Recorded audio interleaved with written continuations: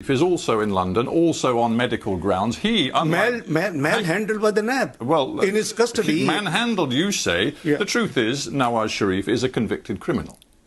Well, I hope you know that both cases in which he has been convicted, in both judgments, it has been written that the prosecution has not been able to prove any corruption, any kickback, any loss to the exchequer. So what else we want? I'm sorry, sir, but it is quite clear that he is a convicted criminal. And again, the Accountability Court, which works alongside the National Accountability Bureau, found against Mr. Sharif. I believe he was given. काफी है इतना। जावेद लतीफ़ साहब, ये दोबारा मैंने इसलिए replay किया है इस वाले कल वाले इंटरव्यू को, इस्लामाबाद हाई कोर्ट से भी नवाज शरीफ साहब के लिए आज ये फैसला सादर हो गया इश्तहारी वाला।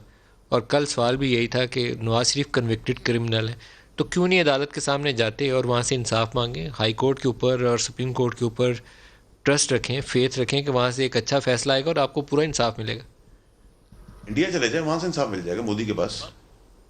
मलिक साहब, आप शरीफ आदमी हैं, मगर इतने सादा नहीं है कि आपको इल्म ना हो कि जो इंटरव्यू साहब ले रहे थे उनको तो ये इल्म होगा कि उनकी रियासत में अदारे कितने आज़ाद होते हैं, मगर उनको ये इल्म नहीं होगा कि पाकिस्तान के अंदर अदारे किस तरह JIT बनती हैं और किस तरह फिर ये कहा जाता है कि यही JIT तो पीछे रहेगी ना। ये इस्लामाबाद हाई कोर्ट है, हाई कोर्ट को और सुप्रीम कोर्ट को मेरे ख्याल में हमें बड़ा इज्जत तकरीम से उनका नाम लेना चाहिए और वहाँ से इंसाफ मांगना चाहिए। मेरी बात तो सुन लें ना, मेरी बात सुन लें। मुझे तमाम अदारों का एहतराम है और मैं तमाम अदारों का एहतराम करता हूँ, भले मुझे कोई फ़ैसला पसंद आए ना आए, एहतराम हमें लाजम है। मगर मैं आपकी खिदमत में अर्ज़ करूँगा कि क्या त्यारा हाई जैकिंग केस में नवाज शरीफ को सज़ा नहीं दी गई थी? हाई जैकर ज़मीन पे था और आसमान पे त्यारा अगवा हो रहा था। क्या जुल्फ़िकार अली भुट्टो को सजाए मौत नहीं हुई थी? मुझे ये बताएं कि क्या 20 साल बाद कहा जाएगा कि क्रिमिनल का सवाल आपको सुना तो आपको लगा नहीं कि बहुत बेहतर होता कि ये सवाल लंदन की ज़मीन से नवाज शरीफ के लिए हुआ है, तो बेहतर नहीं है कि इस्लामाबाद की अदालत में पेश हो जाते? बहुत मुनासिब होता सियासी एतबार से।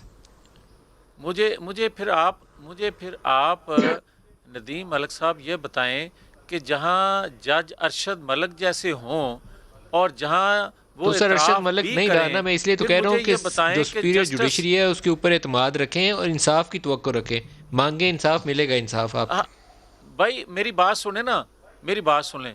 इंसाफ की तवक्को ख्वाहिश रखते हुए पाकिस्तान के अंदर ज़िंदगी गुजार रहे हैं।